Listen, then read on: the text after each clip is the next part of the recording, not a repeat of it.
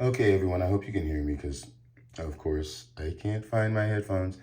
But this is kind of a personal video of sorts in the style of a vlog. I don't know. It's more revealing. This is a personal side of me. There's a story behind everything, especially when you get old. And this has nothing to do with age, but back in the day, before the internet, it was about the time of the first cell phones when they were those big, big phones. Anyway, I had already been introduced to orchids in the 80s in grad school when I did an internship and then it turned into a job. When I was in grad school, I was on the psych ward on the 5th floor here in Champaign after I got out of college at Fighting Illini, U of I. Woohoo! All hail alma mater, all of that. All hail chief, ... Anyway, before the internet, really the only source of information and research that you could find on anything, orchids specifically, because they are a niche topic, hobby. But anyway, there was very little information. And at the time, the only information I could get was from libraries, checking out books, used bookstores, but the information there was really generalized and it wasn't specific. It said, whatever, change the media, every few years.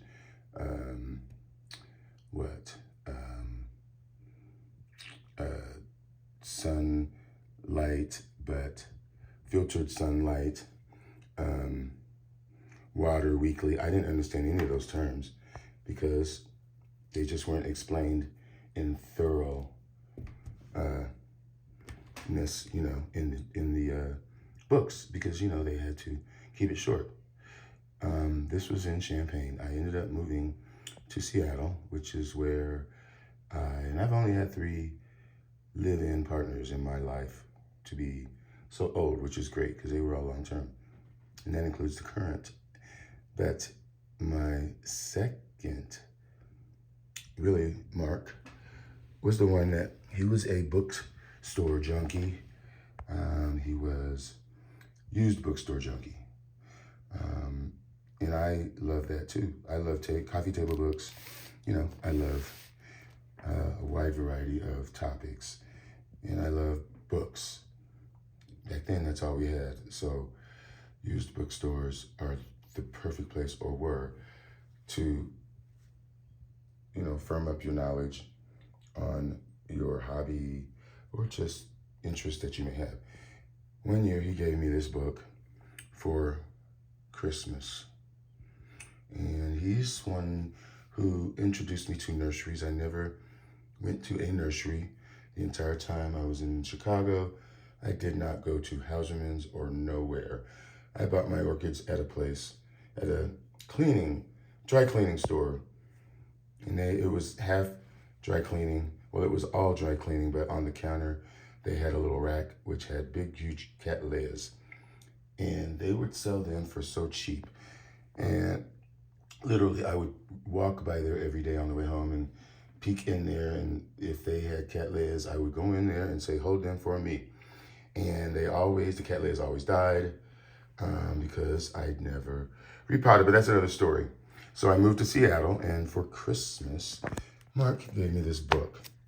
And just by looking at the cover, you can tell that it is sort of in the style of, those old botanical photos and paintings. Even they're the same as far as in physiology and anatomy. It was all drawings. But he gave me this book for Christmas one year. You can see it was discounted. And this card came with it, of course. I'll be transparent. Anyway, this was Seattle.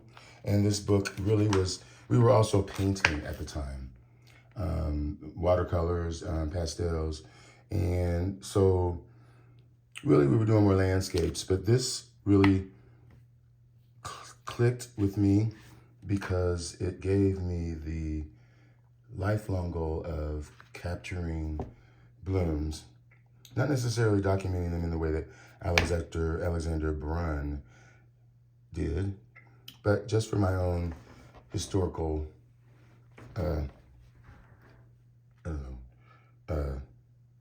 historical photo journal of, the hobby that I love so much.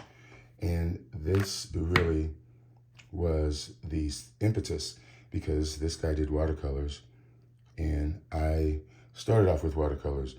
Now I just would like to capture all of mine in photography, watercolor,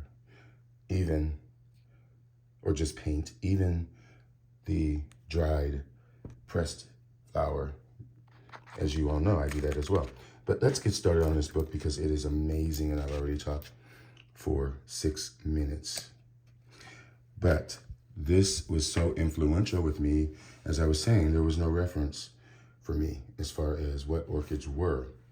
And this was the first book that gave me more of a spectrum of the variety of orchids. And so many of the orchids that were among the first wish list that I've talked about before, that I made at the Spadari in Milano, that one afternoon, sat down and made a list of my first orchid order, somewhat in a wish list. And a lot of these in here, as you will see, were on that list. So let's get started because I want to read a bit of the history because it is so relevant. So this is Alexander Brun, I guess that's how you say it, 1853 to 1930. Century ago, when Alexandre Brun painted these dramatic watercolors, orchid rearing had become an obsessive addiction for European gentlemen gardeners. Orchid mania, orchid delirium, I've heard. But orchid mania, it was called, a mixture of scientific curiosity and gold rush.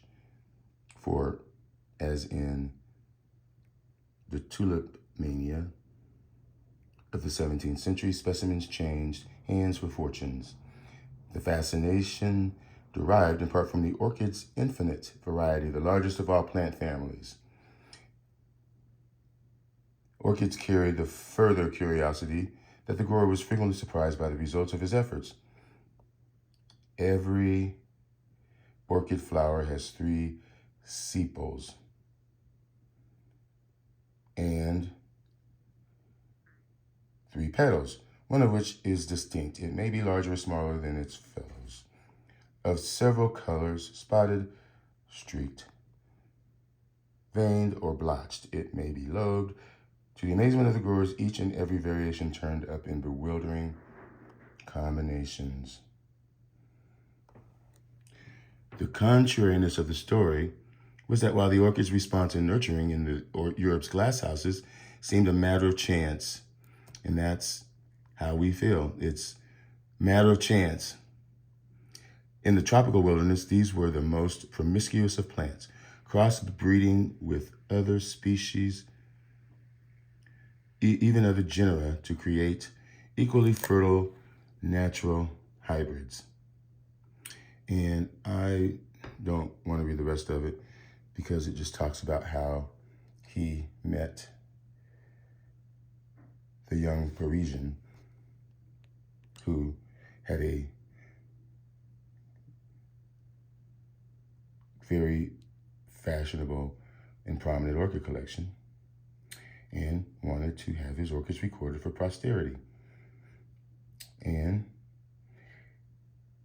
that he was acquainted with Brun, who was married to whomever.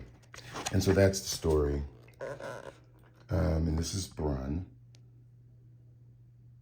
No, that's Emile Lebrec. I'm sorry, this is Lebrec, the guy who had the collection. So let's just get started. And this is Path Insigniae, which really I didn't have any attraction to, but turn one page and then you hit Paphiopedilum rothschildianum. And keep in mind that these are watercolors. Paphiopedilum spicerianum. And in addition to the beautiful watercolor, there is a lot and very nice description. But Paphiopedilum spicerianum was on my list. And I had that, and I still have it. Paphiopedilum Victoria reginae. I have never had this, but I do want one because of their sequential nature. These can be in bloom for many months. No Van Losum, not interested. Paph harrisonianum, not really.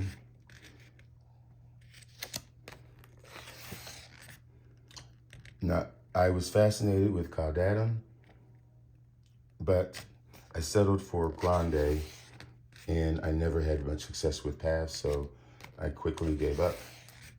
There's Tankerville, same way. I tried so hard, but they get so big, and because my greenhouse does not have any temperature variation, which is the downfall of Phaeus, because they need that period of rest where they're not getting some 90% humidity and 90 degrees, but it is such a beautiful flower and long lasting.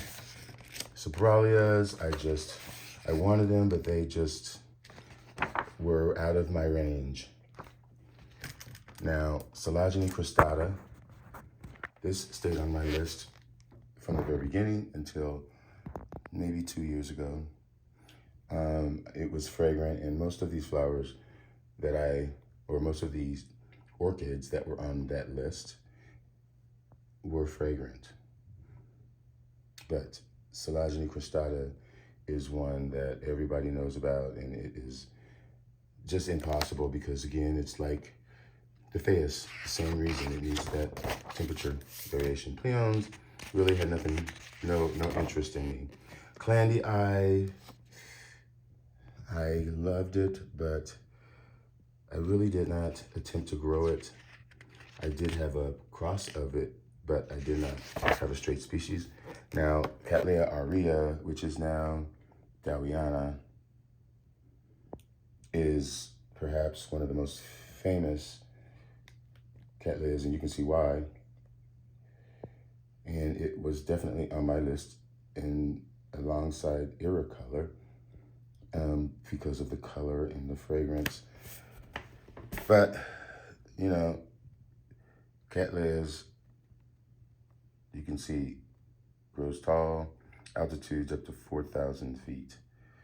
And so I just could not keep that plant. Still so finicky, but really, Dowiana, beautiful. Cattleya mendelii, I don't know much about that. Warneri, no, I never was into many Cattleyas. At the beginning, yeah, but not really species. Cattleya massii, I did grow one of these and bloom one. Did fairly well. I don't know, I think I gave it away. It was a cross that I got. No, it was a selfing that I got from Hauserman. Now, this is another one, Encyclia citrina, which is probably Prostechia now. But, I mean, this is the first picture that I saw of Encyclia citrina. Now, anybody who loves color and flowers, fragrance and gardens, everybody loves tulips. So this was instantly on my list and still is a fascination. Although I have given it up and have been refused it at a nursery that I won't say. But nonetheless,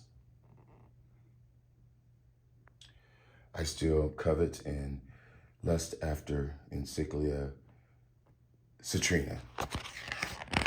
Okay, moving on. Encyclia cordidera. That needs no explanation. The fragrance. Buperata, I had a minute with that and then gave it away. Sophronitis, coccinea. Funny thing is I have one now, a gift. Thanks, Pete. But really, honestly, I was scared by the tininess of it. Masdevallia tovarensis. I coveted that plant. It was on my list. Thank you, Jesus, that it was difficult to find and that I realized during my obsession that it is a very cold grower and I need to stay away from Masdevallias. But I did have a Vici that was good in Seattle, but not in Illinois.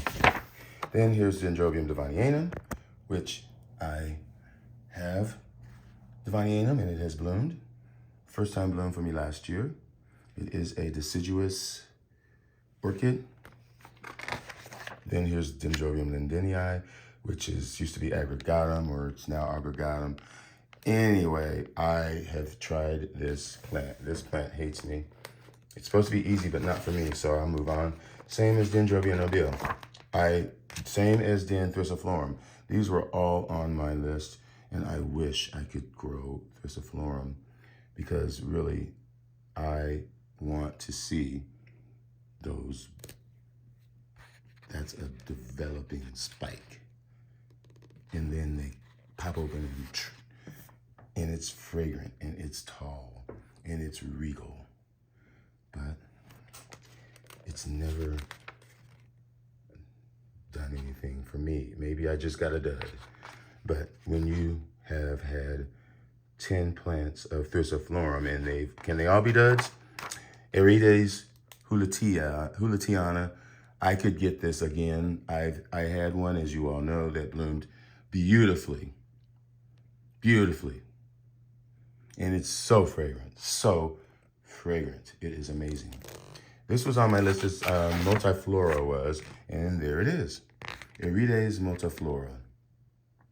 I see multifloral all the time now. I never used to see it. I'm sure they have it at Orchid Web now, but I am not interested because they're small and I'm over Vandas, but multifloral for some reason, probably fragrance. I'm not sure, but it made my very first list, as did Phalaenopsis amabilis, the butterfly orchid. I believe it's a type species. Violacea, yes, on my list. Now, Wrinkle-Stylus gigantea, I don't think it was on my list, but I have tried to grow that in my collection and realized that I can't give it enough sun. Only Florida, California. Ascocentrum ampillaceum, I've had that, and I think I still have it, yeah. I still have it, somewhere. Let me look. But very nice, intensely reddish pink tinted, and that yellow dot in the center is amazing. And sometimes the flowers or the spikes can come one after the other on different growths, or just different, because the spikes emerge from the axils of the leaf. So you can get many spikes. And Vanda tricolor, again, I was never really much into Vandas, so I'm just going to switch now Neothenesia falcata, which is a Vanda, technically, although it's a Phytocon. I really had a love-hate relationship. I got them to bloom, I got them to grow, and then they all of a sudden, like twinkles, would just begin to die back. Whether it was too much heat in the summer or whether it was too little humidity in the winter. I don't know, but I could not sustain the plants long term, and so it's just pointless for me, so I gave it up. Which is a good thing, not to dwell on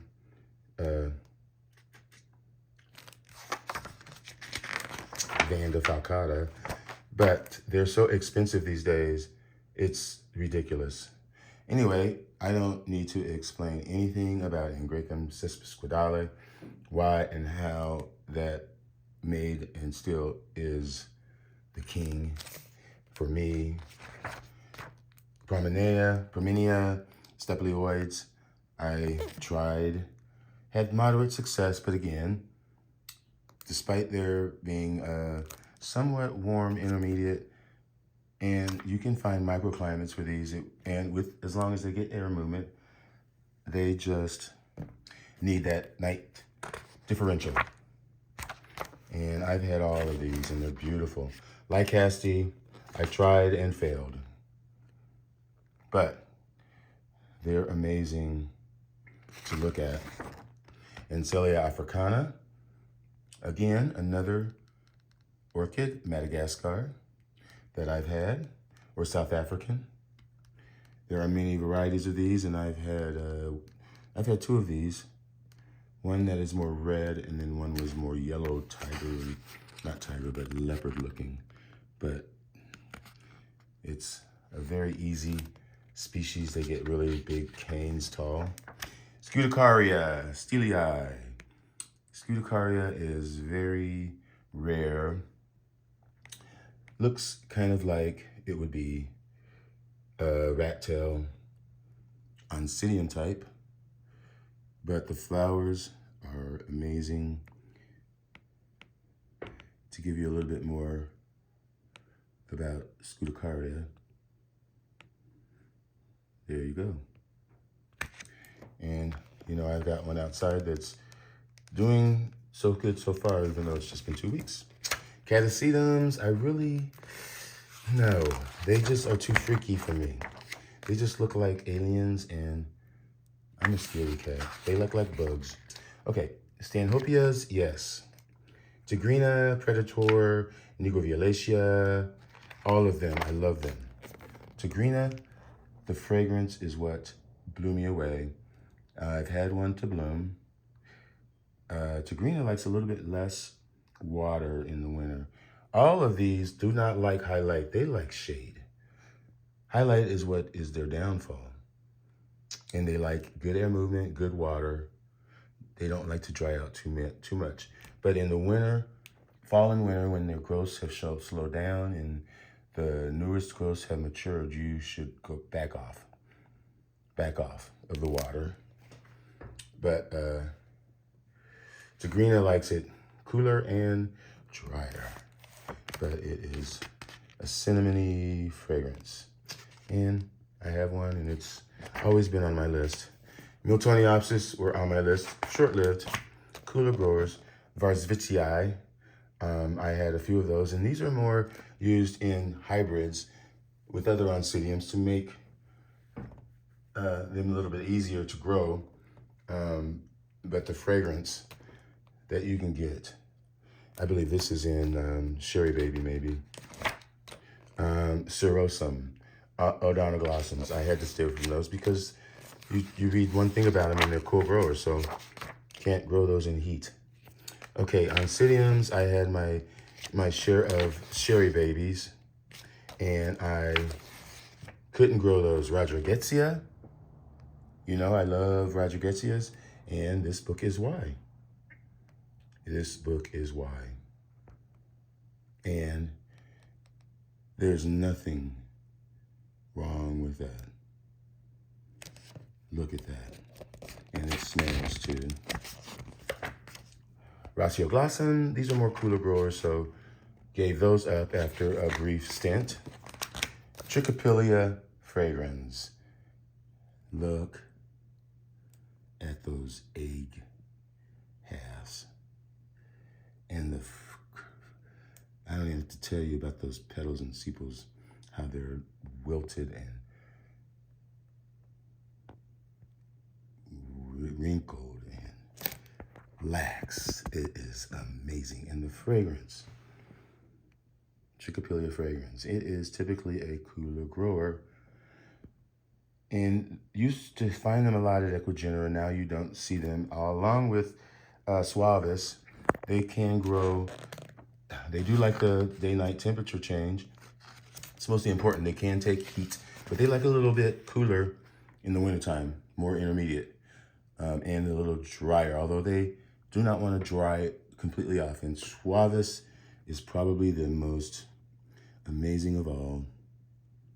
And the lip and the petals and sepals do not match the fragrance that is emitted from these flat pear-shaped bulbs.